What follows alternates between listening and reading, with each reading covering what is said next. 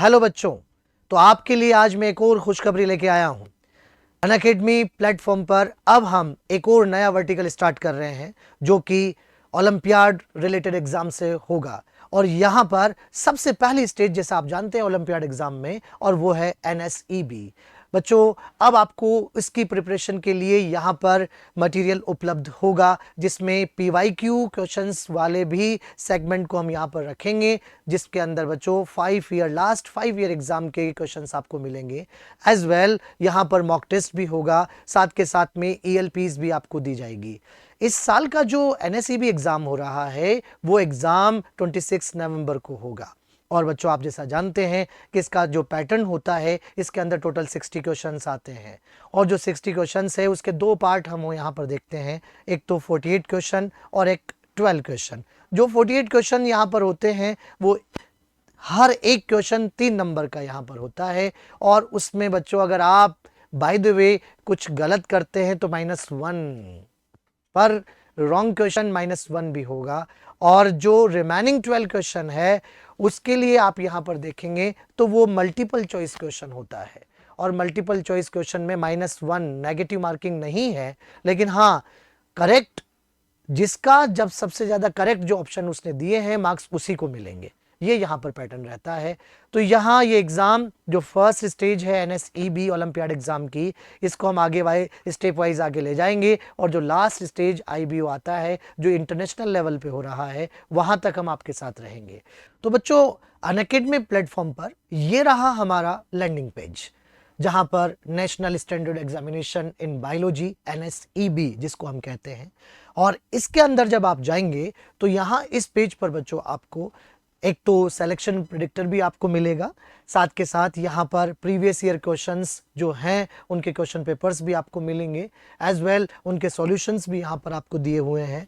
बच्चों, आगे की तरफ हम जब बढ़ेंगे तो यहाँ पर आंसर की और पेपर सॉल्यूशन जिस दिन एग्जाम होगा एनएसईबी का, उस दिन आपको ये भी यहाँ पर उपलब्ध होगा। और अगर आप इस लैंडिंग पेज पे नहीं जा पा रहे हैं तो डिस्क्रिप्शन बॉक्स में आपको इसका लिंक भी दिया जा रहा है, वहां से भी आप इस पेज पर जा सकते हैं। तो बच्चों, तैयार हो जाइए और आप बहुत अच्छा करने वाले हैं।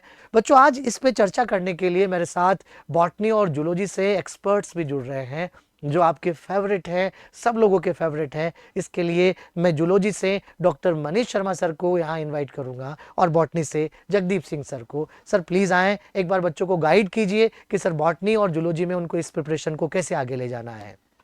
Sir welcome sir. Thank you. सबसे पहले मैं बात करूंगा डॉक्टर मनीष शर्मा सर से कि सर प्लीज बच्चों को बताइए जूलॉजी में किस तरह से वो आगे अपने प्रिपरेशन को करें और आगे बढ़ाएं। बच्चों, सबसे बड़ी बात है कि जिन बच्चों का रिसर्च एप्टीट्यूड होता है, यानी जो बच्चे रिसर्च के फील्ड में आगे जाना चाहते हैं, उनके लिए एनएसईबी बहुत अच्छा प्लेटफॉर्म है। और ये न केवल आपका एनएसईबी लेवल पर होता है बल्कि आगे बढ़ते बढ़ते इंटरनेशनल लेवल पर भी जाता है। ये आपको बहुत अच्छा एक लॉन्चिंग प्लेटफॉर्म साबित हो सकता है। जूलॉजी में अगर मैं बात करूं तो आप स्पेशली ध्यान रखें, इवोल्यूशन चैप्टर है, इवोल्यूशन के अलावा chemical coordination and integration chapter है, एनिमल किंगडम है। यहाँ से क्वेश्चंस काफ़ी सारे पूछे जाते हैं। ध्यान रखिए, क्वेश्चन सारे के सारे 11th और 12th लेवल के ही होते हैं। ऐसा नहीं है कि अलग से आपको कोई बहुत ज़्यादा तैयारी करनी है, बस केवल क्वेश्चन में थोड़ा सा प्रैक्टिकल एस्पेक्ट ज़्यादा होगा, आपको चीज़ें थोड़ी सोचनी ज़्यादा होंगी। और थोड़ा सा वाइड लेवल पे मैं कहूँगा एनसीईआरटी को छोड़ करके या एनसीईआरटी को साथ में इंक्लूड करते हुए आपको इंटरनेशनल लेवल के ऑथर्स तक भी जाना पड़ेगा, वहाँ भी जाकर के चीज़ों को समझने की आवश्यकता है। इसके अलावा बायोमोलिक्यूल यानी बायोकेमिस्ट्री है, यहाँ से भी क्वेश्चंस काफ़ी पूछे जाते हैं। बाकी बॉटनी पोर्शन के लिए I will hand over to the Jagdeep sir. Thank you sir. जैसा कि सर ने बोला है कि भाई बायोलॉजी के अंदर जो एनएसईबी का पेपर होता है वो सिलेबस वही है आपका जो 11th-12th में आप पढ़ रहे हैं। चीज़ें होती क्या है कि प्रैक्टिकल एस्पेक्ट की ज़्यादा है। जैसे मैं आपको बताऊं कि साइंस की अगर बुक की हम बात कर लें तो 6th क्लास से बच्चा साइंस की बुक पढ़ना शुरू करता है, तो 6 से लेके 7th 8th 9th 10th 11th 12th तक वो जा रहा है। तो आपको ये समझना है कि चीज़ें आपकी वही आनी है। अगर मैं कहूं कि भाई आज जेनेटिक्स को लेकर भी, जेनेटिक्स या बायोटेक्नोलॉजी एक इंपॉर्टेंट टॉपिक माना जाता है लेटेस्ट स्टडीज़ के अंदर, और उसके अंदर भी अगर मैं मॉलिक्यूलर बेसिस की बात करूं तो मॉलिक्यूलर बेसिस आज लेटेस्ट टॉपिक हम मानते हैं जेनेटिक्स को लेकर।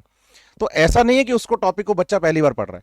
बस क्या करेगा, एग्जामिनर उस क्वेश्चन को बनाते टाइम क्वेश्चन का लेवल इस तरह से सेट करेगा कि बच्चा केवल एक एस्पेक्ट को सोचकर आंसर ना करे।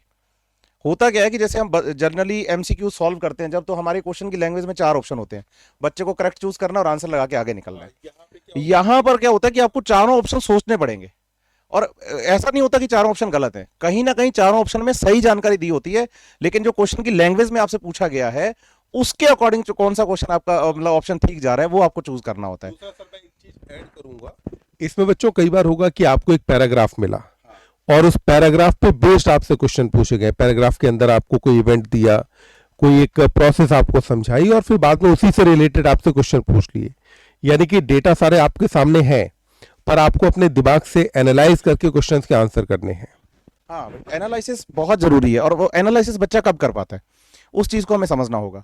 सिलेबस आपका वही है 11th और 12th का, लेकिन होता क्या है कि जो शब्द लिखे गए हैं, जो लाइनें लिखी गई हैं, उनको केवल पढ़ के आप नहीं कर सकते, आपको उनको समझना होगा, उनका प्रैक्टिकल एस्पेक्ट कैसा है, उनके बारे में थोड़ा मेंटली आपको सोचना होगा, विजुअलाइजेशन होना चाहिए दिमाग के अंदर की चीजें वास्तव में हो कैसे रही हैं। अब जैसे मैं मेरे बॉटनी पोर्शन की बात करूं तो बॉटनी के अंदर जैसे प्लांट फिजियोलॉजी का कुछ पोर्शन है, एनाटॉमी मॉर्फोलॉजी है, एक लाइफ साइकिल ऑफ एंजियोस्पर्म वाला जो टॉपिक है बहुत इंपॉर्टेंट मानते हैं उसको हम एनएससीबी को लेकर। ऐसे ही मैं जेनेटिक्स की बात करूं तो मॉलिक्यूलर बेसिस है, इकोलॉजी का जो पोर्शन होता है ना, इनमें से बहुत ज्यादा क्वेश्चन पूछे जाते हैं। तो इनमें करना भी क्या है, अब इकोलॉजी के अंदर अगर मैं आ गया हूं तो इकोलॉजी के अंदर जो एनवायरमेंटल स्टडीज हैं, इंसाफ सर हमारे पास इकोलॉजी के एक्सपर्ट हैं ही ऑलरेडी, है ना, तो उनको आप जोड़ सकते हैं इनके साथ और उनसे क्वेश्चन पूछते हैं। जैसे मैं आपको बताऊं फूड चेन के क्वेश्चन बहुत अच्छे बनते हैं, है ना, जो हमें वो जो स्टेट्स दिए जाते हैं कि भाई ये फूड चेन के अंदर प्राइमरी प्रोड्यूसर हो गया, सेकेंडरी हो गया, टॉप लेवल तक आप जा रहे हैं, तो उसके अंदर नंबर के पिरामिड्स पे क्वेश्चन बहुत अच्छे पूछे जाते हैं। मॉलिक्यूलर में आते हैं तो प्रोसेस पे क्वेश्चन बहुत अच्छे पूछे जाते हैं। लाइफ साइकिल ऑफ एंजियोस्पर्म पे आते हैं तो फ्लावर के जो पोर्शन होते हैं उनमें कहाँ क्या चल रहा है, ऐसा हो जाए, इसको हटा दें, वो हटा दें, ये सब चीजें, और उसमें हेल्प हम लोग आपकी करेंगे बच्चे। और अभी हम तैयारी करवाने के लिए मॉक टेस्ट वगैरह जो भी इंसाफ सर आपको जानकारी दे रहे हैं प्रॉपर, वहां से शुरुआत करेंगे और साथ ही साथ हम पेपर के सॉल्यूशन भी साथ में लेकर आएंगे। थैंक यू जगदीप सर और डॉक्टर मनीष शर्मा सर कुछ कहना चाह रहे हैं। बच्चों इसके साथ सबसे बड़ी बात कि जैसे ही आपका एनएससीबी का पेपर होता है, आप हमारे अनअकैडमी के यूट्यूब चैनल पर या अनअकैडमी प्लेटफॉर्म पे आए, हम क्वेश्चन पेपर के एज इट इज सॉल्यूशन भी आपके पास लेकर के आएंगे। जो एनएससीबी 2023 होगा उसके सॉल्यूशन भी आपके पास लेकर के आएंगे। तो बच्चों आपके लिए अनअकैडमी प्लेटफॉर्म पर इसका लैंडिंग पेज तैयार है, आप उस पर जाएंगे और आपको वहां पर ये सारी चीजें मिलेंगी, जहां पर PYQs भी होंगे, मॉक टेस्ट भी होंगे और साथ के साथ ELPs भी होंगी, और हम तीनों आपके सपोर्ट के लिए वहां तैयार हैं। आपको जो भी चीजें रिक्वायर्ड है NSCB एग्जाम के लिए और उससे हायर ओलंपियाड एग्जाम के लिए, उसके लिए अनअकैडमी आपके साथ है, हम तीनों आपके साथ हैं।